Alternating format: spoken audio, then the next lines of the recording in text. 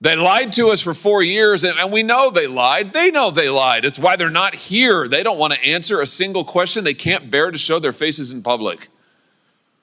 And you know what? It's right that they can't do that, because the bill of goods they sold this country, they walked this country right into one of the greatest constitutional crises of our history, And now they are afraid to even show up to admit it. These are people, and this is a party that cannot be trusted with power, that cannot be trusted to tell the truth, the most basic truth. This is embarrassing.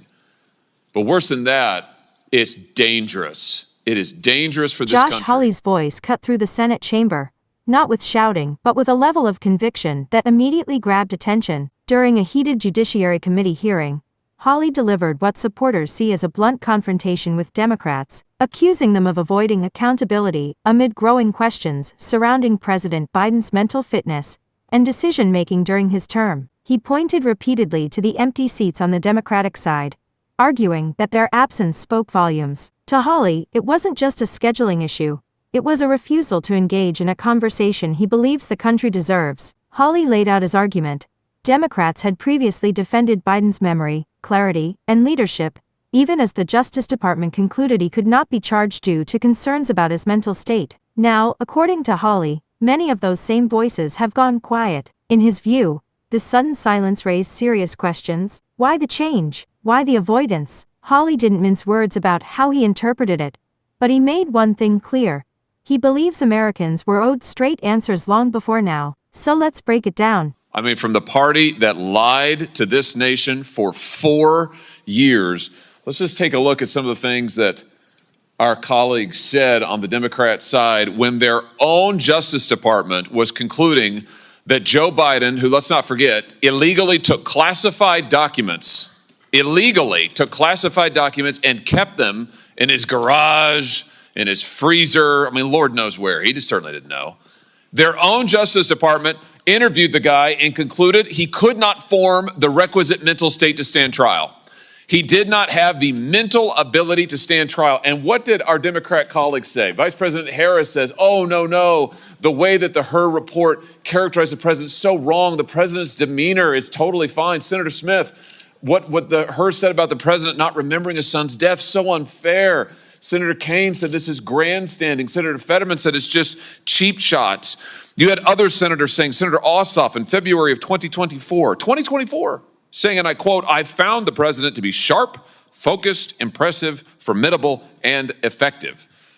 In June 2024, Congressman Jeffries insists Biden was, and I'm quoting again, incredibly strong, forceful, and decisive. Where are they now? They don't want to answer for any of those quotes now. They lied to us for 4 years, and we know they lied. They know they lied. It's why they're not here. They don't want to answer a single question. They can't bear to show their faces in public. And you know what? It's right that they can't do that, because the bill of goods they sold this country, they walked this country right into one of the greatest constitutional crises of our history. And now they are afraid to even show up to admit it. These are people, and this is a party that cannot be trusted with power, that cannot be trusted to tell the truth, the most basic truth. They all changed their tunes after Joe Biden debated President Trump, and the whole world could see he couldn't even form a sentence, that running this guy for president again is a form of elder abuse. My, how they changed their tunes after that. Now they can't even show up in public to talk about it. This is embarrassing. But worse than that, it's dangerous. It is dangerous for this country.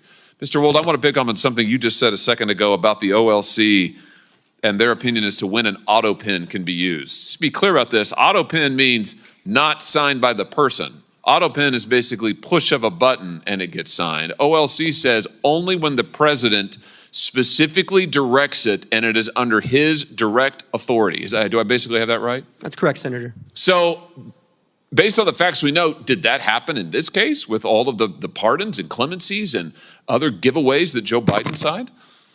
Assuming that the Biden White House complied with sort of traditional practice of presidential administrations and that there was record keeping either from the staff secretary or others, there should be records to indicate either through covering memorandum or briefing books where the president would have signed his signature authorizing this decision. None of that has come forward. That would be very easy to dispel some of these concerns.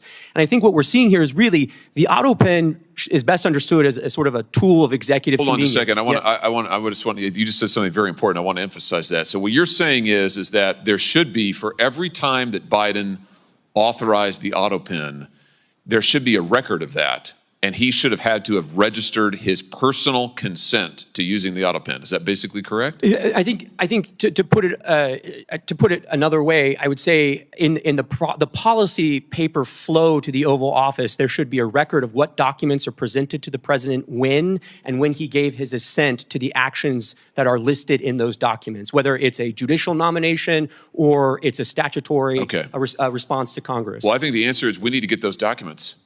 And I just say to our friends in the media over here, you guys need to be asking for those documents, and we need to be asking for them, Mr. Chairman. We need to see those documents. 1.1 By the end of the session, Hawley stood largely unchallenged in the room, pressing his case while Democratic members remained absent. To his supporters, it was a moment that highlighted what they see as a broader problem in Washington: officials sidestepping tough scrutiny when the questions get uncomfortable. Hawley pushed for documents, testimony, and clarity about who was making key decisions inside the White House during Biden's presidency. He framed his demands not as partisan attacks, but as necessary oversight. Critics, of course, see it differently. They argue this was political theater, another example of a high-profile senator using confrontation to score points. But Hawley made his stance unmistakable. Accountability isn't optional, and silence isn't an answer. Whether you see his actions as a defense of transparency, are just another chapter in Washington's endless political battles, the clash raised issues that aren't going away anytime soon. And that's the real question here. So what do you think? Are hearings like this uncovering real concerns that deserve answers? Or is it all just political theater dressed up as oversight? Drop your thoughts in the comments. And if you're tired of the spin and want breakdowns that actually dig into what's happening behind the headlines, hit subscribe. There's plenty more to come.